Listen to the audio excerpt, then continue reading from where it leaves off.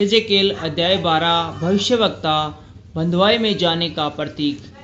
फिर यहोवा का यह वचन मेरे पास पहुंचा, हे मनुष्य के संतान, तू विद्रोह करने वाले घराने के बीच में रहता है, जिनके देखने के लिए आंखें तो है परंतु नहीं देखते, और सुनने के लिए कान तो है परंतु नहीं सुनते, क्योंकि वे विद्रोह करने वाले घराने के हैं। इसलिए हे मनुष्य के संतान, दिन को बंधुआई का सामान तैयार करके उनके देखते हुए उठ जाना, उनके देखते हुए अपना स्थान छोड़कर दूसरे स्थान को जाना। यद्यपि वे विद्रोही घराने वाले घराने के हैं तो भी संभव है कि वे ध्यान दे, क्योंकि तू दिन को उनके देखते हुए बंधुआई के समान अपना सामान निकालना, और तब तू सांझ को बंधुआई में जाने वालों के समान उनके देखते हुए उठ जाना। उनके देखते हुए दीवार को फोड़कर उसी से अपना सामान निकालना, उनके देखते हुए उसे अपने कंधे पर उठाकर अंधेरे में चलना, और अपना मुंह ढांपे रहना कि भूमि तुझे दिखाई न पड़े, क्योंकि मैंने तुझे इज़राइल के घराने के लिए एक चिन्ह ठहराया है। उस आज्ञा के अनुसार मैंने वैसा ही किया। दिन को मैंने अपना सामान बंधुआई के समान निकाला, और सांझ को अपने हाथ से दीवार को फोड़ा। फिर अंधेरे में सामान को निकालकर उनके देखते हुए अपने कंधों पर उठाए हुए चला।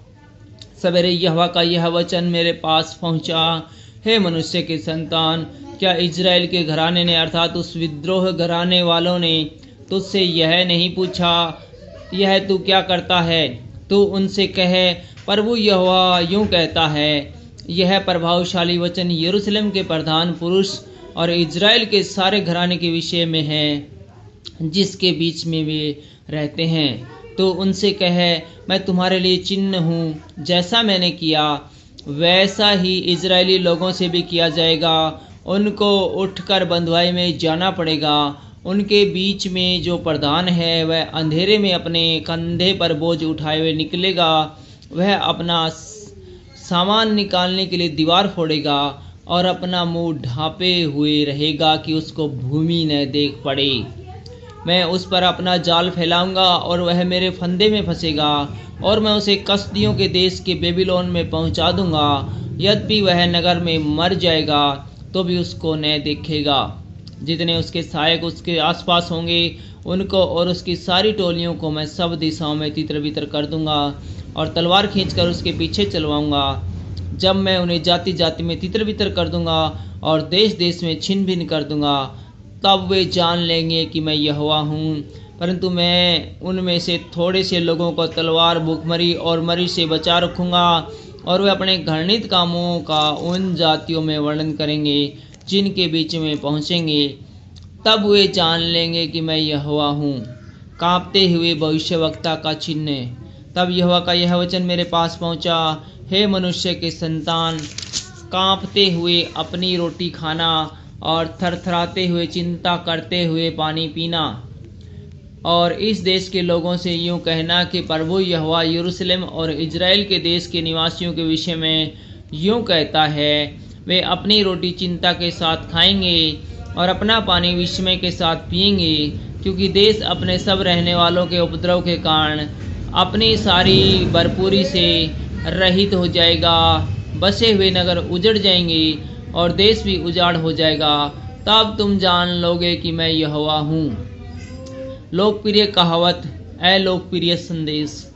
फिर यहोवा का यह वचन मेरे पास पहुँचा, हे मनुष्य के संतान, यह क्या कहावत है जो तुम लोग इज़राइल के देश में कहा करते हो, दिन अधिक हो गए और दर्शन की कोई बात पूरी नहीं हुई। इसलिए उनसे कहे, प्रभु यहोवा यूं कहता है, मैं इस कहावत को बंद करूँगा और यह कहावत इज़राइल पर फिर न चलेगी।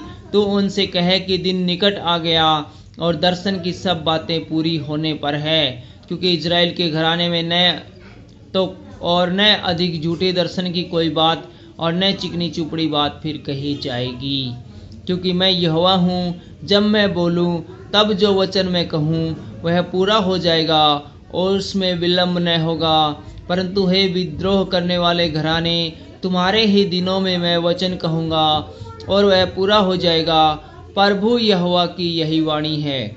फिर यहोवा का यह वचन मेरे पास पहुँचा, हे मनुष्य के संतान, देख इज़राइल के घराने के लोग यह कह रहे हैं, जो दर्शन वह देखता है वह बहु दिन के बाद पूरा होने वाला है, और यह कि वह दूर के समय के विषय में भविष्यवाणी करता है। इसलिए तो उनसे कहे, प्रभु यहोवा यूं कहता है, मेरे किसी वचन के पूरा होने में फिर विलम्ब न होगा, वरन जो वचन मैं कहूँ वह निश्चय पूरा होगा।